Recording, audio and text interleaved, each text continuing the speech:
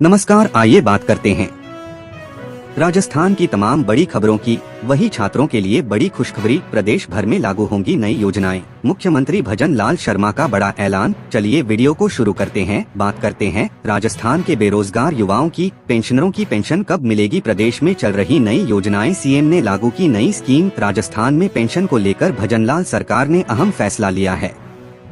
इसके तहत पेंशन के नियम में बदलाव किया गया है। राजस्थान में इन दिनों सर्दी का जोर धीरे धीरे बढ़ रहा है। इस वजह से उत्तरी बर्फीली हवाओं ने राज्य के तापमान में गिरावट ला दी है, जिससे ठंड का असर बढ़ रहा है। कई जिलों में रात का तापमान 5.8 डिग्री सेल्सियस तक गिर गया है, जिससे सुबह और देर शाम को ठिठुरन भी बढ़ गई है। इसके अलावा अब कोहरे का असर भी बढ़ने लगा है। पिछले 2 हफ्तों से सीकर में तापमान 6 डिग्री सेल्सियस से नीचे बना हुआ है। ताजा अपडेट में शेखावत वाले इलाकों में शायद ही कोई राहत मिले। मौसम विभाग के ताजा अपडेट के मुताबिक हवा के पैटर्न में बदलाव के कारण 24 से 26 नवंबर तक जयपुर समेत कई जिलों में तेज ठंडी हवाएं चलने और रात के तापमान में 2 से 4 डिग्री सेल्सियस की गिरावट होने की संभावना है। राजस्थान के मुख्यमंत्री भजन लाल शर्मा ने राज्य में पारंपरिक खेती के तरीकों और मवेशियों के बचाव को बढ़ावा देने के मकसद से एक अनोखी पहल शुरू की है। इस योजना के तहत सरकार उन चुने हुए छोटे और मामूली किसानों को हर साल 30,000 रुपए की आर्थिक मदद देगी, जो बैलों से अपने खेतों में खेती करते रहेंगे। इस कदम का मकसद पारंपरिक और प्राकृतिक खेती के तरीकों को बढ़ावा देना, मवेशियों के बचाव में मदद करना और कमजोर किसान समूह को आर्थिक राहत देना है। अधिकारियों ने बताया कि आधुनिक खेती की मशीनरी के तेजी से बढ़ने के साथ पिछले कुछ सालों में खेती में बैलों का इस्तेमाल तेजी से कम हुआ है। इस बदलाव ने न सिर्फ देसी मवेशियों की नस्लों की मांग कम की है, बल्कि उनके लंबे समय तक बचाव पर भी बुरा असर डाला है। सरकार का मानना है कि इस प्रोत्साहन से खेती में बैलों की भूमिका फिर से शुरू होगी, मिट्टी की उपजाऊ शक्ति बढ़ेगी, केमिकल पर निर्भरता कम होगी और पर्यावरण बचाने में मदद मिलेगी। आर्थिक मदद के अलावा राज्य सरकार खेतों में बायोगैस प्लांट लगाने के लिए सब्सिडी भी देगी। बायोगैस अपनाकर किसान अपने फ्यूल और इनपुट कॉस्ट को कम कर सकते हैं, स्वच्छ ऊर्जा का इस्तेमाल बढ़ा सकते हैं और सीधे अपने खेतों में प्राकृतिक खाद बना सकते हैं।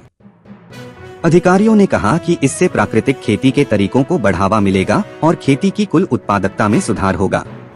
कृषि विभाग अभी उन किसानों का एक डेटाबेस तैयार कर रहा है जो खेती के लिए बैलों का इस्तेमाल करते हैं, जिसके आधार पर पात्र लाभार्थी को शॉर्टलिस्ट किया जाएगा। विभाग यह पक्का करने के लिए फील्ड वेरिफिकेशन भी कर रहा है कि सिर्फ बैलों से खेती करने वाले असली लोगों को ही मदद मिले। इस पहल का एक खास हिस्सा राज किसान साथी पोर्टल है, जो खेती की स्कीमों और किसान सेवाओं के लिए राज्य सरकार का डेडिकेटेड डिजिटल प्लेटफॉर्म है। यह पोर्टल किसानों को अलग अलग स्कीमों के लिए रजिस्टर करने, एप्लीकेशन स्टेटस ट्रैक करने, एडवाइजरी एक्सेस करने और एग्रीकल्चर डिपार्टमेंट से समय पर अपडेट पाने में मदद करता है। राजस्थान ब्यूरोक्रेसी में बड़ी सर्जरी के बाद अब मंत्रिमंडल फेरबदल और विस्तार की सुगबुगाहट तेज हो गई है। अंता विधानसभा उपचुनाव में मिली हार के बाद अब सरकार के 2 वर्ष पूर्ण होने से पहले प्रदेश में मंत्रिमंडल फेरबदल विस्तार की प्रबल संभावना है। सरकार में फिलहाल 24 मंत्री हैं, जबकि अधिकतम 30 मंत्री बनाए जा सकते हैं। 6 पद रिक्त होने की वजह से नए चेहरों के शामिल होने की संभावनाएं मजबूत मानी जा रही हैं। पार्टी के भीतर गुटीय संतुलन और क्षेत्रीय प्रतिनिधित्व इस फेरबदल के प्रमुख कारण बताए जा रहे हैं। शेखावाटी और मेवाड़ जैसे क्षेत्रों से नए प्रतिनिधियों को शामिल करने की चर्चा है, ताकि क्षेत्रीय संतुलन बेहतर बने। साथ ही गुर्जर और मेघवाल समुदायों को भी सरकार में अधिक प्रतिनिधित्व देने की मांग पार्टी के भीतर उठ रही है। इस बीच वसुंधरा राजे के प्रभाव वाले गुट को भी साधने की कोशिशें जारी हैं। राजनीतिक रिपोर्टों में यह कहा गया है कि सरकार के आगामी फेरबदल में इस गुट को संतुलित रखने की रणनीति भी शामिल है।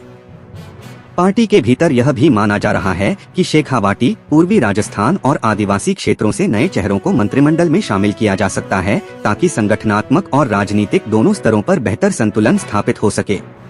सूत्रों का कहना है कि यह फेरबदल केवल खाली पद भरने तक सीमित नहीं रहेगा, बल्कि कुछ नॉन परफॉर्मिंग मंत्रियों की छुट्टी भी की जा सकती है।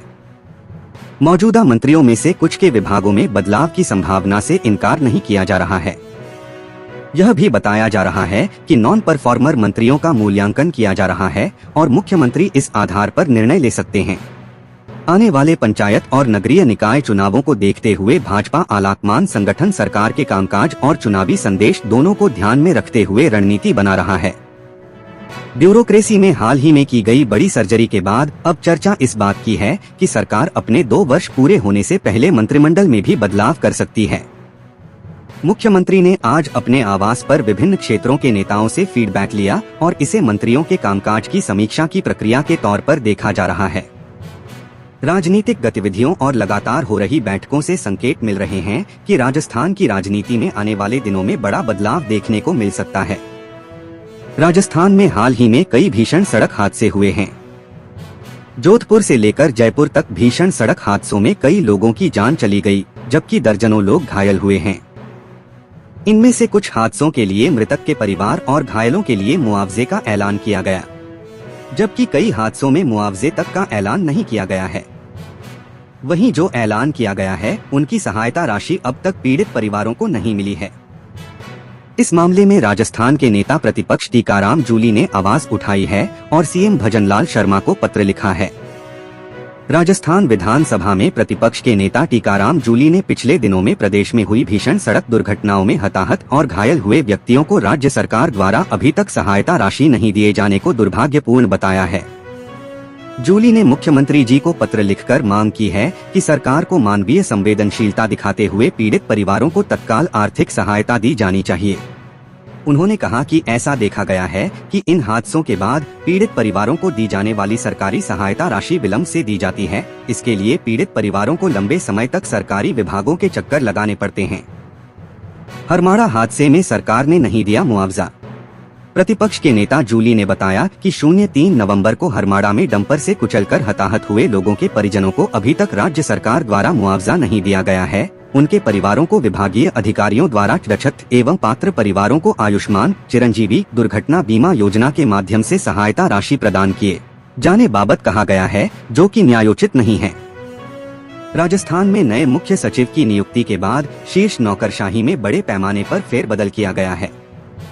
राज्य सरकार ने शुक्रवार रात 48 भारतीय प्रशासनिक सेवा अधिकारियों के तबादलों के आदेश जारी किए। अखिल अरोड़ा को एसीएस सीएमओ नियुक्त किया गया है। अरोड़ा अब सीएमओ के साथ पीएचईडी की भी जिम्मेदारी संभालेंगे। दूसरी ओर शिखर अग्रवाल को सीएमओ से हटाकर एसीएस उद्योग विभाग में भेजा गया है। प्रधानमंत्री के कार्यक्रम के बाद एपीओ की गई अर्चना सिंह को अब कार्मिक विभाग में नियुक्ति दी गई है। एसीएस प्रवीण गुप्ता को भी अतिरिक्त जिम्मेदारी देते हुए पर्यटन विभाग की कमान सौंपी गई है, जबकि वे पीडब्ल्यूडी का कार्यभार पहले से संभाल रहे हैं। नवीन जैन को वित्त विभाग से हटाकर सामान्य प्रशासन विभाग में सचिव बनाया गया है। हाल ही में आरएएस से आईएएस प्रमोट हुए अधिकारियों को भी नई जिम्मेदारियां सौंपी गई हैं। भरतपुर व कोटा के संभागीय आयुक्त बदले गए हैं। राज्य की ब्यूरोक्रेसी में शीर्ष पदों पर बैठे नौकरशाहों के बीच लंबे समय से आपसी मतभेद और खींचतान की खबरें सामने आ रही थीं। इसी क्रम में कुछ समय पहले मुख्य सचिव रहे सुधांश पंत को दिल्ली बुला लिया गया और अब मुख्यमंत्री के अतिरिक्त मुख्य सचिव शिखर अग्रवाल को भी सीएमओ से हटा दिया गया। माना जा रहा है कि पंत और शिखर के बीच लंबे समय से तनाव और विवाद की स्थिति बनी हुई थी, जिसकी जानकारी दिल्ली तक पहुंच चुकी थी। राजस्थान में इन दिनों विशेष मतदाता सूची संशोधन अभियान राजनीति का सबसे गर्म मुद्दा बन गया है। भारतीय जनता पार्टी और कांग्रेस एक दूसरे पर जमकर हमलावर हैं। भाजपा इसे मतदाता सूची की सफाई और लोकतंत्र की रक्षा बता रही है, जबकि कांग्रेस इसे आम लोगों के लिए खतरनाक और बूथ लेवल ऑफिसर्स पर अत्याचार का हथियार करार दे रही है। दोनों तरफ से आरोप प्रत्यारोप का दौर चरम पर है। भाजपा के पूर्व प्रदेश अध्यक्ष और राज्य निर्वाचन प्रभारी अशोक परनामी ने कांग्रेस पर सीधा हमला बोला है। उन्होंने कहा कि कांग्रेस को सर से इसलिए डर लग रहा है क्योंकि इससे उनके द्वारा गलत तरीके से बनाए गए लाखों फर्जी वोटर उजागर हो जाएंगे। ये उनकी फटी बनियान दिखने वाली है। परनामी का दावा है कि कांग्रेस शासित राज्यों में बांग्लादेशी, रोहिंग्या, पाकिस्तानी और अन्य विदेशी घुसपैठियों को बड़े पैमाने पर वोटर आईडी कार्ड बांटे गए। ये लोग कांग्रेस को एकमुश्त वोट देते हैं। सर से इनके नाम कटते ही पार्टी को भारी नुकसान होगा। परनामी ने बिहार का उदाहरण देते हुए कहा कि वहां सर के दौरान करीब 75 लाख फर्जी अयोग्य वोटरों के नाम हटाए गए। यदि ऐसा नहीं होता तो बिहार की सरकार बाहरी लोग चुनते। उन्होंने सवाल उठाया कि क्या बाहरी और विदेशी घुसपैठिए को हमारे लोकतंत्र में सरकार चुनने का अधिकार होना चाहिए।